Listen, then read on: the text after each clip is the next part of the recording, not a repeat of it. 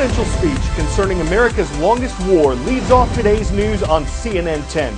I'm Carl Azus. Thank you for making us part of your day. U.S. President Donald Trump made a primetime address last night. It was his first one of those since the address he gave to a joint session of Congress in February.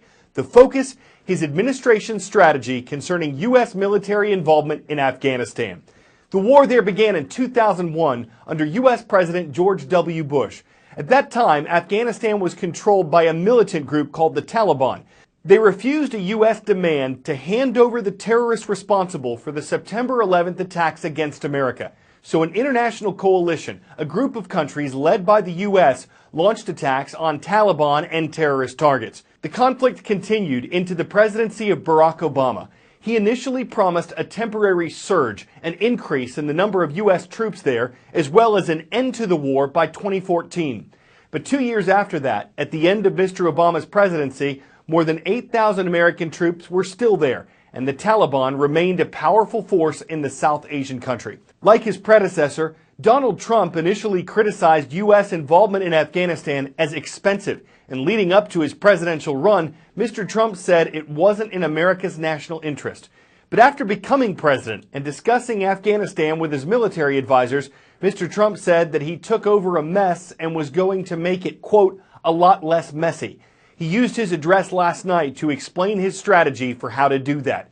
A core pillar of our new strategy is a shift from a time-based approach to one based on conditions. I've said it many times, how counterproductive it is for the United States to announce in advance the dates we intend to begin or end military options. We will not talk about numbers of troops or our plans for further military activities.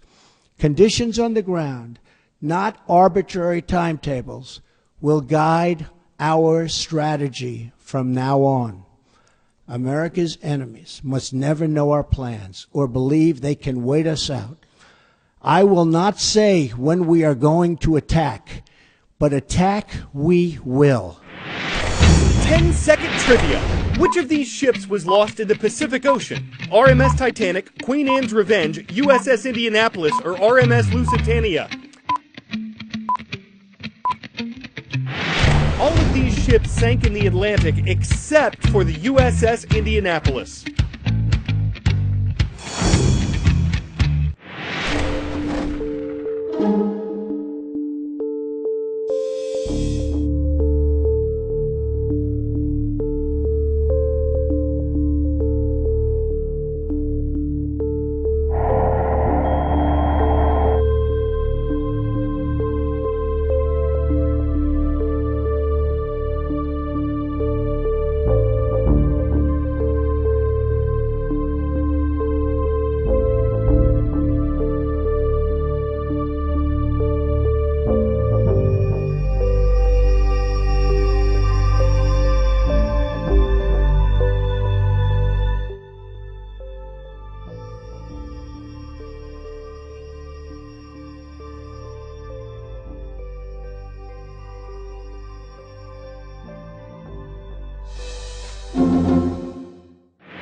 A modern U.S. warship was involved in an incident Monday in the Pacific.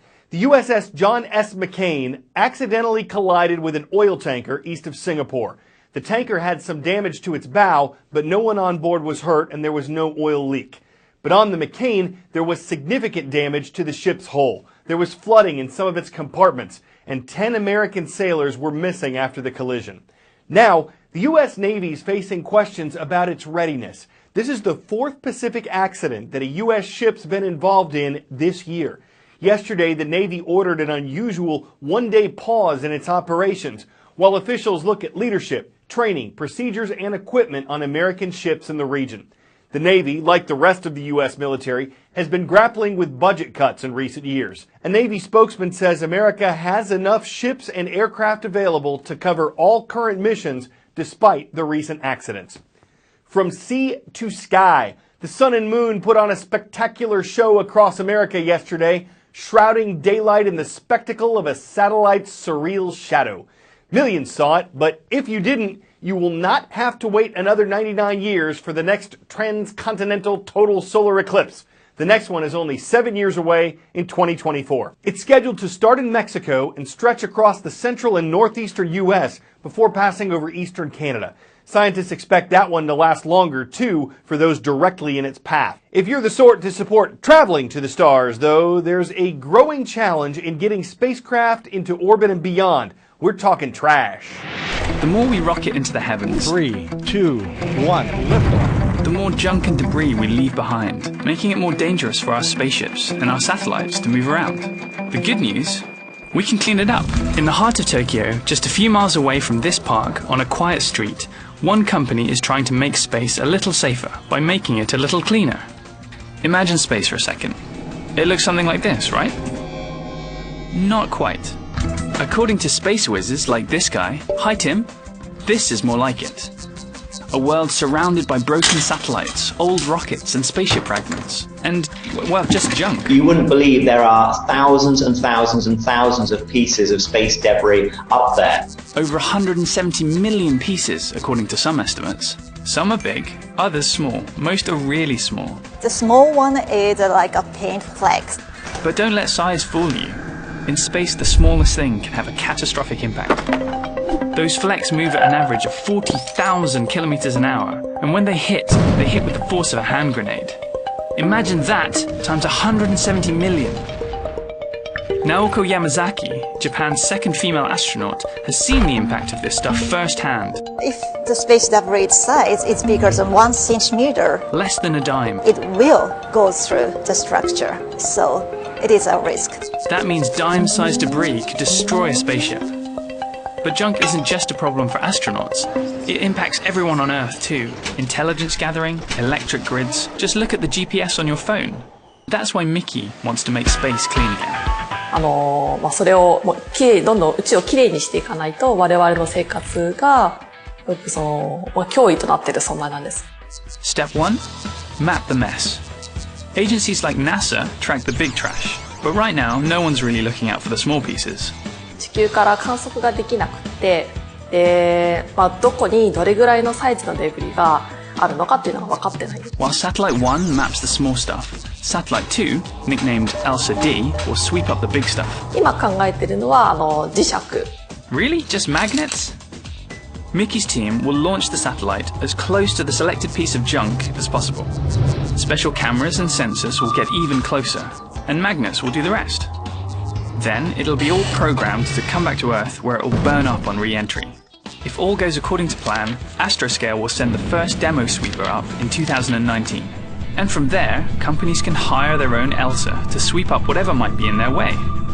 Big international agencies like the European Space Agency have also started developing ideas to clean up space. But Astroscale is the world's first private company giving it a try because it believes we will become ever more dependent on space. Someday, people will probably go to Mars or more further place. And let's not forget space tourism.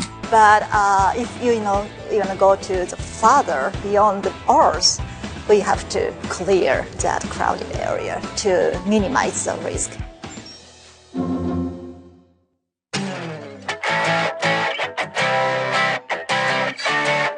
Our last segment today is making news for making moves. Once they're lined up and lighted up, these mechanical marvels stand up to get down in a synchronized shindig that strove to set a record. It's clear they were all in sync, though of course all they could really do was the robot. Because there were almost 1,070 of them doing that, though, they set a new Guinness World Record for most robots dancing simultaneously. Okay, maybe they were just going through the motions, but once they got in gear, nothing interrupted their regularly scheduled programming, and you could see how well they were all connected to the dance circuit. I'm Carl Azus, and that pulls the plug on CNN 10. We hope you'll step back up tomorrow.